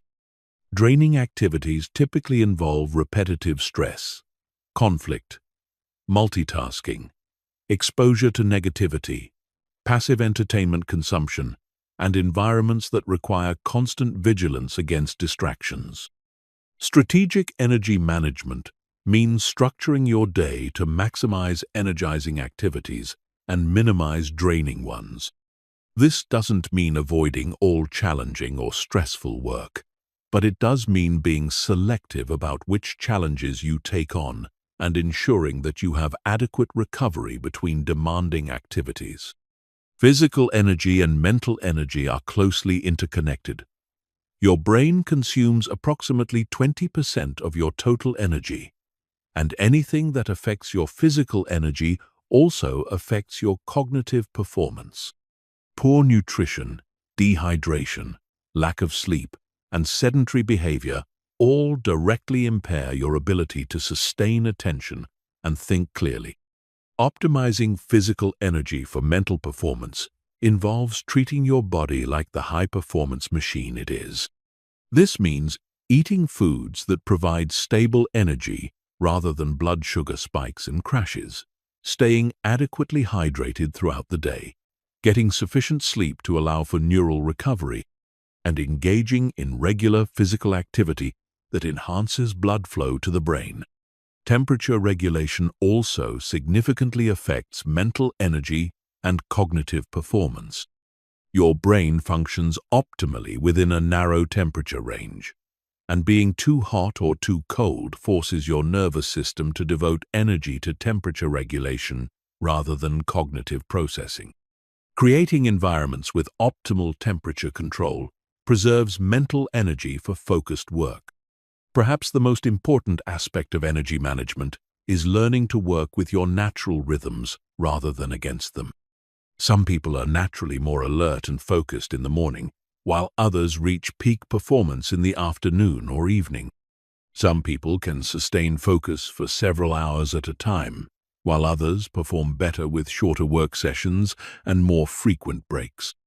Discovering your personal energy patterns requires paying attention to how you feel and perform at different times of day, after different types of activities, and under different environmental conditions. This self-knowledge becomes the foundation for designing a schedule and work structure that maximizes your natural strengths rather than fighting against your biology. Energy management also involves developing what psychologists call recovery capital, a reserve of mental and physical resources that you can draw upon during particularly demanding periods. Building recovery capital requires investing time in activities that restore and strengthen your overall resilience. Regular exercise, adequate sleep, meaningful relationships, engaging hobbies, and periods of genuine rest. The key insight is that sustainable high performance isn't about pushing yourself harder or working longer hours. It's about optimizing the relationship between energy expenditure and energy recovery so that you can maintain peak cognitive performance over extended periods without burning out or depleting your mental resources. Chapter 13. The Power of Single Tasking. In a world obsessed with multitasking, the ability to focus on one thing at a time has become a superpower. While everyone else is frantically switching between tasks, responding to notifications, and trying to do multiple things simultaneously, single-taskers are producing higher quality work in less time, with significantly less stress and mental fatigue. The myth of multitasking is one of the most destructive productivity beliefs of the modern era. Your brain cannot actually focus on multiple tasks simultaneously. What people call multitasking is actually rapid task switching. And this switching comes with enormous hidden costs that most people never recognize.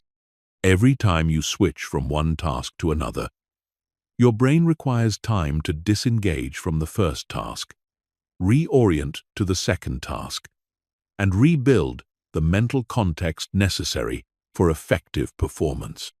This switching cost isn't just a few seconds of lost time. Research shows that it can take up to 25 minutes to fully recover your focus after switching tasks, and this recovery time increases with the complexity of the tasks involved. The cognitive costs of task switching accumulate throughout the day.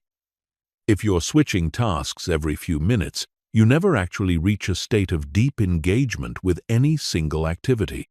You spend your entire day in a state of continuous partial attention, where you're always somewhat focused, but never fully absorbed in meaningful work. But the costs go beyond just efficiency. Chronic multitasking actually changes your brain in ways that make sustained focus more difficult. People who frequently switch between tasks show decreased density in the anterior cingulate cortex, the brain region responsible for attention control. They also show increased activity in the striatum, a brain region associated with addictive behaviors and impulsive responses. Single-tasking, on the other hand, allows you to access deeper levels of cognitive processing that are impossible when your attention is fragmented. When you focus exclusively on one task for extended periods, you can engage in what psychologists call deep processing, the kind of thinking that leads to insight, creativity, and breakthrough solutions to complex problems. The power of single tasking becomes apparent when you consider how much work actually gets accomplished during periods of undivided attention. A single hour of focused work on one task often produces more valuable output than an entire day of scattered, multitasking effort. The quality difference is even more dramatic, as deep work typically results in better solutions, fewer errors, and more creative approaches. Developing single-tasking ability requires retraining your brain to tolerate sustained engagement with individual activities. Most people have become addicted to the constant stimulation and variety that comes with task switching. Learning to find satisfaction in sustained effort on single tasks requires patience and gradual adaptation. Start by committing to work on one task for progressively longer periods. Begin with 15-20-minute sessions of single-task focus and gradually extend these sessions as your tolerance for sustained attention improves. During these sessions, resist all urges to check email, respond to notifications, or switch to other activities. The key to successful single-tasking is making switching physically difficult rather than relying on willpower to resist temptation. Close all applications except the one you're using for your current task. Turn off notifications on all devices.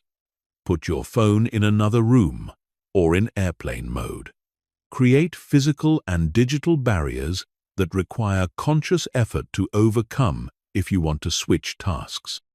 Single-tasking also requires clear boundaries around your work sessions.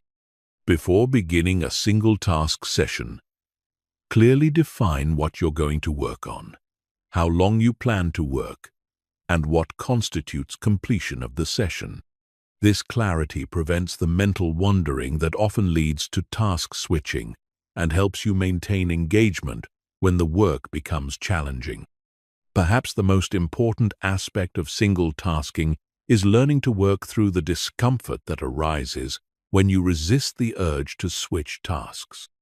Your brain will generate powerful impulses to check email, browse the internet, or engage in other stimulating activities when faced with challenging or tedious work.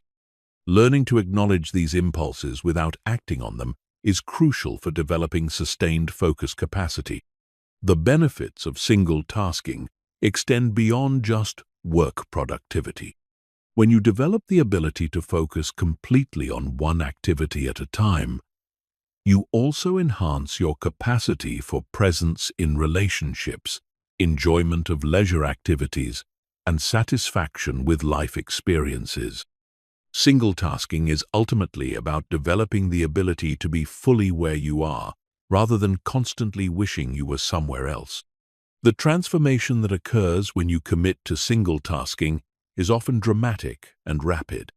Many people report significant improvements in their work quality and personal satisfaction within just a few weeks of adopting single-task practices. The sense of accomplishment that comes from completing meaningful work through sustained effort is far more satisfying than the scattered busyness that characterizes most people's approach to productivity. The challenge is maintaining single-tasking practices in environments that encourage and reward multitasking behaviors. This requires developing personal systems and boundaries that protect your single-task sessions from external interruptions and internal impulses to switch activities. Chapter 14. Focus in the digital age. The digital revolution has fundamentally changed the landscape of human attention. We now live in an environment where sophisticated technologies compete for our focus, using techniques borrowed from behavioral psychology, neuroscience, and addiction research.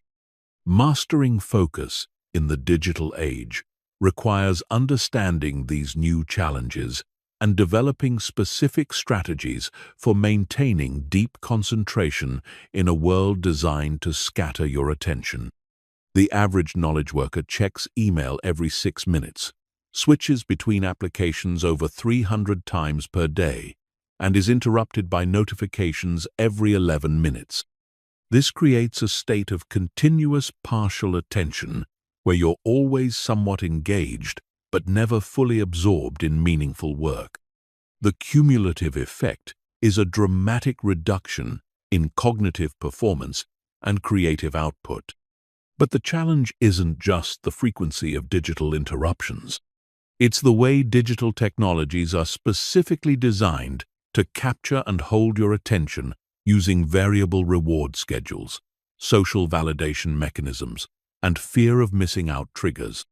Every app, website, and platform employs teams of specialists whose job is to make their product as engaging and difficult to resist as possible. Understanding the psychology behind digital persuasion is crucial for developing effective countermeasures. Social media platforms use variable reinforcement schedules that make checking for updates more addictive than any consistent reward system. Email systems create artificial urgency through notification badges and preview messages that trigger anxiety about potentially missed opportunities.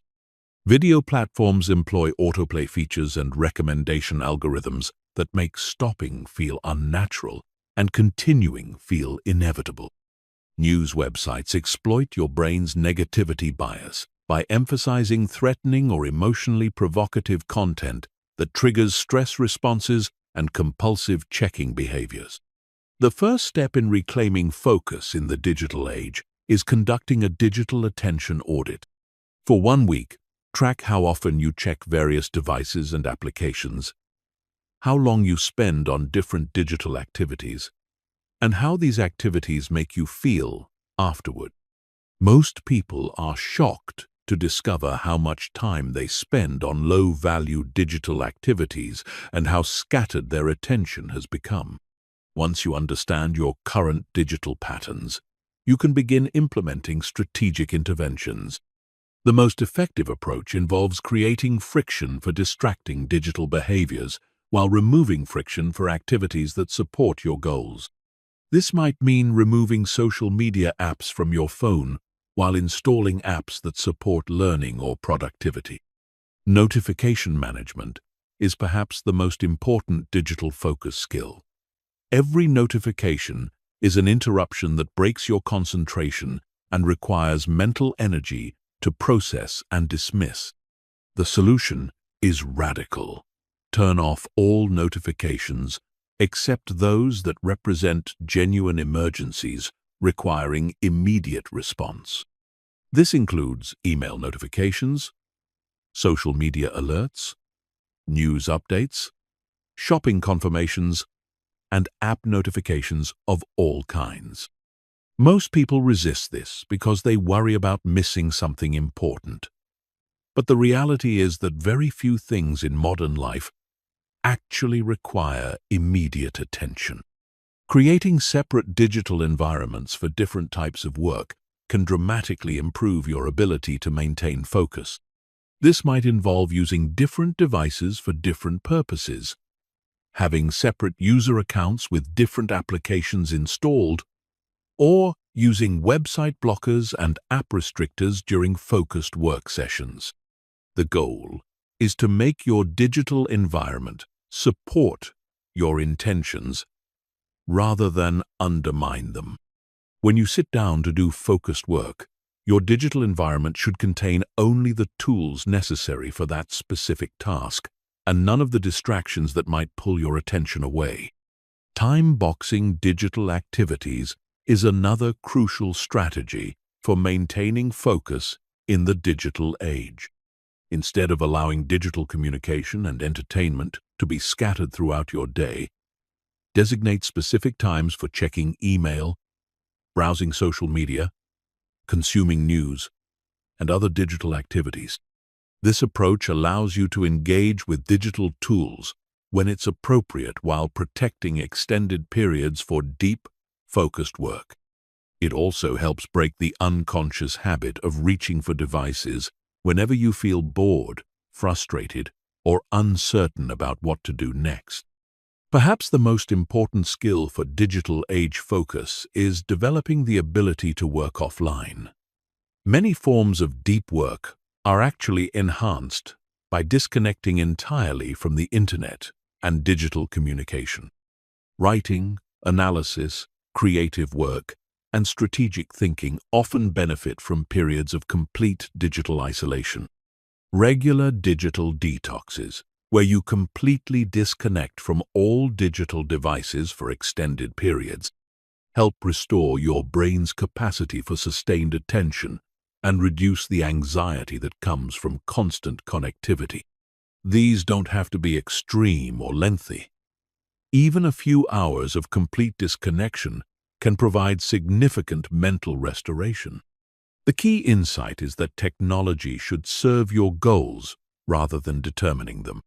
When you take conscious control of your digital environment and usage patterns, technology becomes an incredibly powerful tool for learning, creating, and connecting with others. But when you allow technology companies to determine how you spend your attention, you become a product being optimized for someone else's benefit. Mastering focus in the digital age ultimately requires recognizing that your attention is your most valuable resource and making conscious choices about how to protect and deploy it. This means being selective about which digital tools you use, when you use them, and how you configure them to support, rather than undermine your most important goals. Chapter 15. The Transformation. Everything changes when you master your focus. Not just your productivity or your work results, but your entire experience of life. The person who can sustain deep concentration for hours has access to levels of satisfaction, creativity, and achievement that remain forever inaccessible to those who live in a state of constant distraction. This transformation begins in your work life, but extends far beyond professional accomplishments. When you develop the ability to focus deeply, you discover capabilities you never knew you possessed. Complex problems that once seemed overwhelming become manageable challenges. Creative projects that you previously abandoned in frustration become sources of deep satisfaction. Goals that seemed impossibly ambitious become achievable through sustained, focused effort. The confidence that comes from completing meaningful work through sustained attention creates a positive spiral that affects every area of your life. You begin to trust your ability to tackle difficult challenges, to learn new skills, to persist through setbacks, and to achieve outcomes that require extended effort. This self-efficacy becomes the foundation for taking on increasingly ambitious projects and pursuing increasingly meaningful goals. But perhaps the most profound transformation occurs in your relationship with time itself. When you can focus deeply, time becomes abundant rather than scarce. A few hours of concentrated work often accomplish more than entire days of scattered effort. This efficiency creates genuine free time for relationships, hobbies, rest, and other activities that contribute to a rich and meaningful life. The quality of your relationships also improves dramatically when you develop focus mastery. The same attention skills that allow you to concentrate on work for hours also allow you to be fully present with the people you care about. You become capable of listening deeply, engaging authentically, and connecting meaningfully, instead of being constantly distracted by devices or preoccupied with other concerns. This presence in relationships creates deeper bonds, more satisfying interactions, and a greater sense of connection with others. People notice when you're fully present with them, and they respond by becoming more present themselves. The quality of your conversations improves, conflicts are resolved more effectively, and your relationships become sources of energy rather than drains on your attention. Your emotional regulation also transforms when you master focus. The same metacognitive awareness that allows you to notice when your attention wanders also allows you to observe your emotional states without being overwhelmed by them. You develop the capacity to respond to challenges rather than simply reacting to them. This emotional stability creates resilience that allows you to maintain focus even during stressful periods. Instead of being constantly buffeted by emotional ups and downs, you develop an inner steadiness that provides a foundation for sustained effort regardless of external circumstances. The learning acceleration that comes with focus mastery opens up possibilities that seemed impossible when your attention was scattered. Complex skills that once took years to develop can be mastered in months when you can sustain deliberate practice for extended periods. New fields of knowledge become accessible because you can engage with difficult material without becoming frustrated or giving up prematurely. This enhanced learning capacity creates opportunities for career advancement, creative expression, and personal growth that multiply throughout your life. Each new skill you master through focused effort makes subsequent learning easier and more efficient. You develop what psychologists call a growth mindset that sees challenges as opportunities rather than threats. Perhaps most importantly, focus mastery allows you to live according to your deepest values rather than simply reacting to external pressures and immediate impulses. When you can sustain attention on what truly matters to you, you gain the capacity to build a life that reflects your authentic priorities rather than the priorities imposed by society, technology, or other people's expectations. This alignment between your actions and your values creates a sense of integrity and purpose that provides lasting satisfaction regardless of external circumstances. You're no longer constantly wondering whether you're wasting your life or failing to reach your potential. You know that you're investing your time and energy in activities that genuinely matter to you. The ripple effects of your transformation extend beyond your immediate circle. When you model deep engagement, authentic presence, and sustained effort, you inspire others to develop these qualities themselves. Your example demonstrates that it's possible to live differently in a world of constant distraction, and others begin to seek similar transformation in their own lives. But perhaps the most profound realization that comes with focus mastery is that the journey itself is the destination. The process of developing sustained attention is inherently rewarding and meaningful.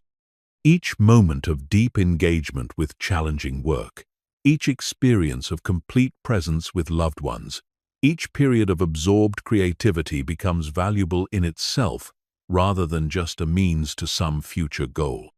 This shift in perspective, from outcome-focused to process-focused living, creates a sense of fulfillment that doesn't depend on external achievements or recognition. You find satisfaction in the quality of your attention itself, in your capacity for deep engagement, and in your ability to show up fully for whatever life presents.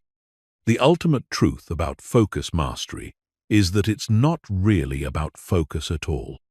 It's about developing the capacity to live with intention, presence, and depth in a world that constantly encourages surface-level engagement. It's about reclaiming your agency to direct your attention toward what truly matters and to engage with life in ways that create genuine meaning and satisfaction. When you complete this transformation, you join a small percentage of people who have chosen to live differently. You become someone who creates rather than just consumes, who builds rather than just reacts, who thinks deeply rather than just skims the surface. You become someone whose life reflects conscious choice rather than unconscious drift. This is your invitation to begin that transformation. Everything you need is within your reach. The only question is whether you're ready to commit to the journey of becoming the focused, present, deeply engaged person you're capable of being. The choice is yours, but the time is now.